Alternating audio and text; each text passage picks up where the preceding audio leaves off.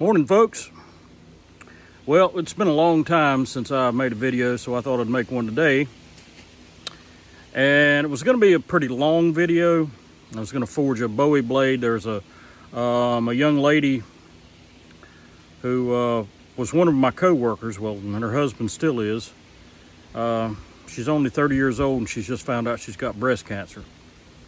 So I'm going to be forging a blade to auction off as a benefit for her, or raffle, whichever way it goes. Anyway, this was going to be kind of a long video. I was going to forge the blade, forge the guard, get everything roughed out on this video. But you know what? It didn't happen like that. So this is going to have to be a two-parter. Today's going to be part one.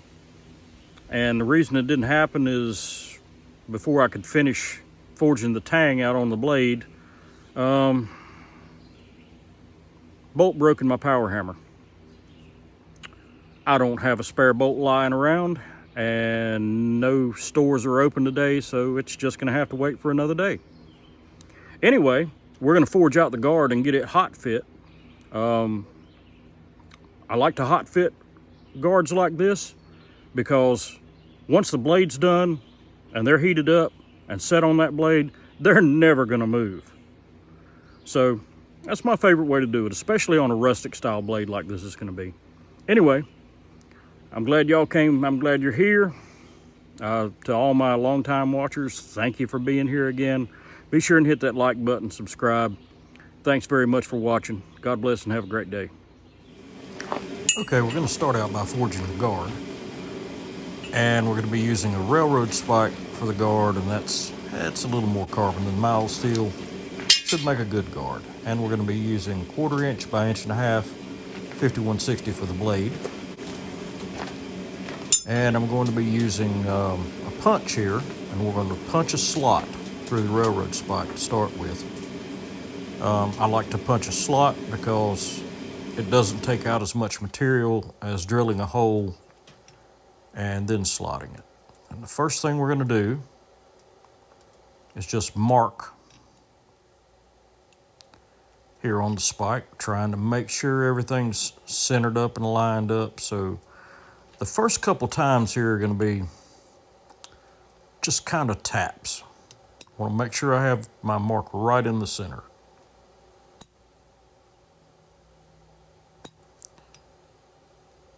And just punching a slot through this spike will leave more material to work with in the end than drilling a hole and then filing it out. Well, that's the first drop. I'm sure I'll drop this thing many times before I'm done.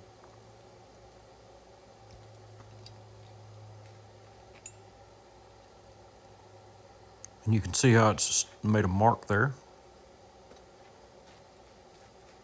Now I can warm it up. And this time I can smack it a little harder. Now what you can't see is that off camera I'm cooling my punch in between heats. Now we're going to flip it around and we're going to punch from the other end. And you'll notice I'll do quite a bit of this rotating one end to the other. And that actually helps keep your slot in the center of your stock.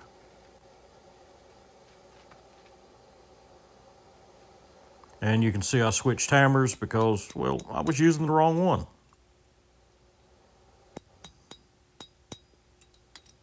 Nope, dropped it again. That's 2 drops. Let's see how many more we can get.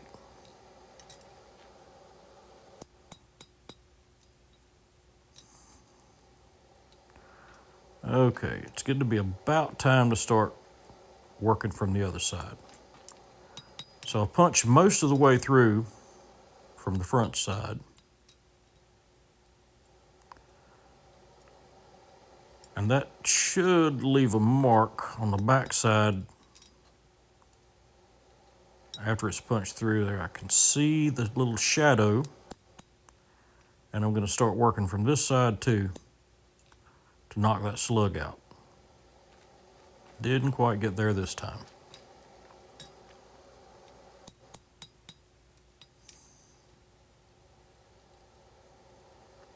Try it again.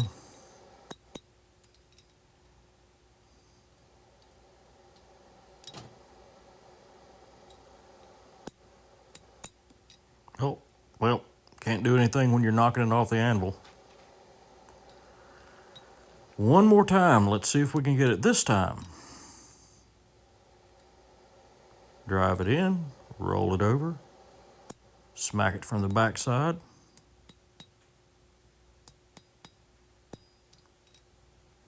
And there are the punches. Not quite there. One more time.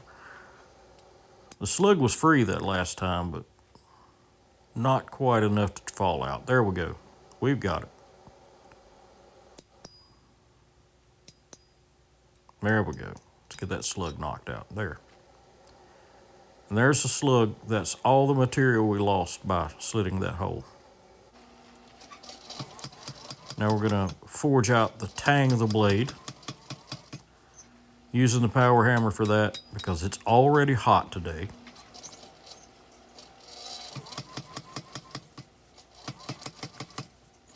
And usually you don't want to forge the corners down like that to where they pinch in the middle and make what we call fish lips, because that causes a cold shot.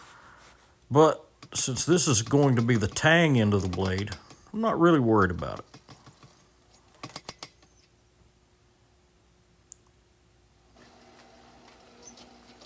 Now I'm going to use my hack to offset what's going to be the edge side.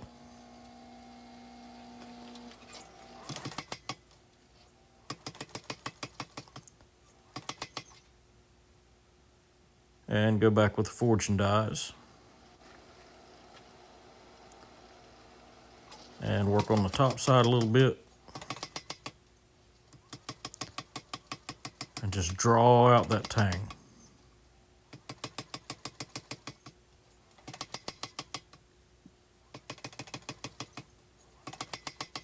I don't know if you can see it, but the spine side of this blade is a little bit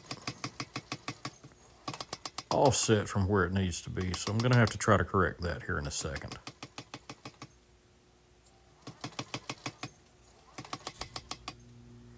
I could just grind it, but I'd rather forge it.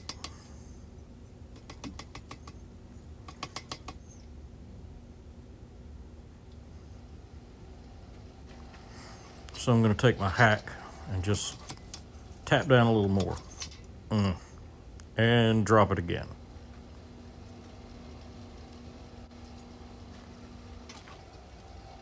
Let's try that one more time.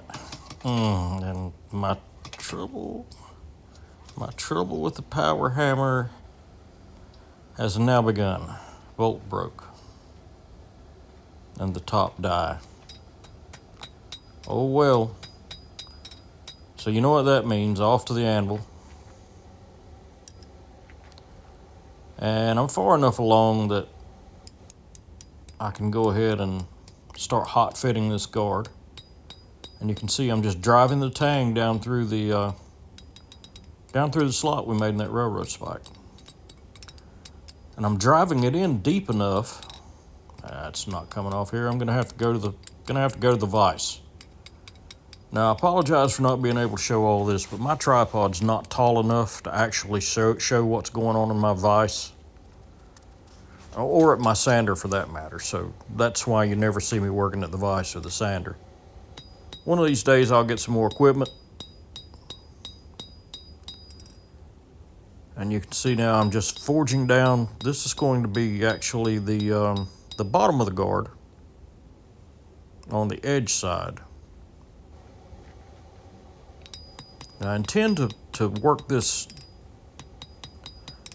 down at the grinder quite a bit. So right now I'm just doing the rough forging on this guard. Yeah, I like the way that's going to look, but we can't go that process yet, so we got to straighten it out.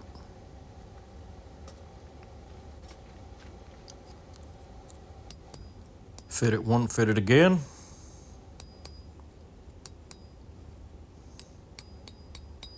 I'm forging out toward the end, toward the blade side. want to kind of curve in that guard going out towards the blade instead of it just being flat. And we're going to knock off the part of the railroad spike we don't need using the Hardy cutter.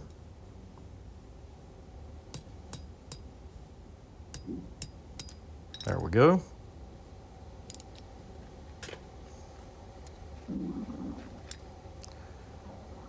And we're going to go back and forge what's going to be the top of the guard, or the spine side of the guard.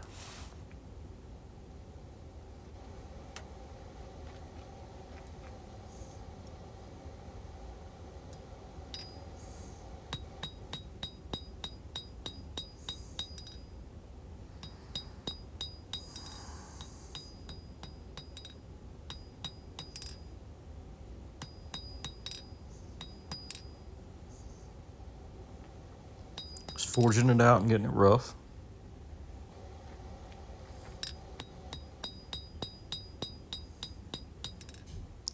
Drawing it down lengthwise so I know I've got enough material. If I have too much, that's okay. I can take that off on the grinder. And it's going to be a little much, but it's all right.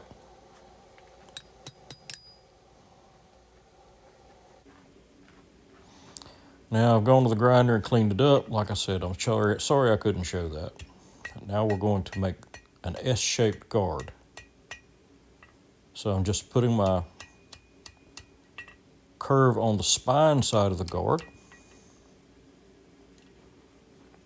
Make sure it's even.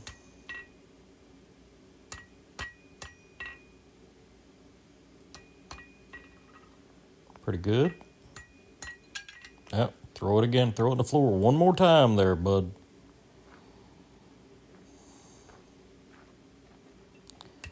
And we're going to curve the blade side of the guard the opposite way. Yep. I think that's going to do fine. Now I'll heat it back up. And we'll test fit it on the blade one more time. And there we go. You can see how that guard's going to fit. Yep, I am pretty well happy with that. I think that's going to do. Thanks for watching.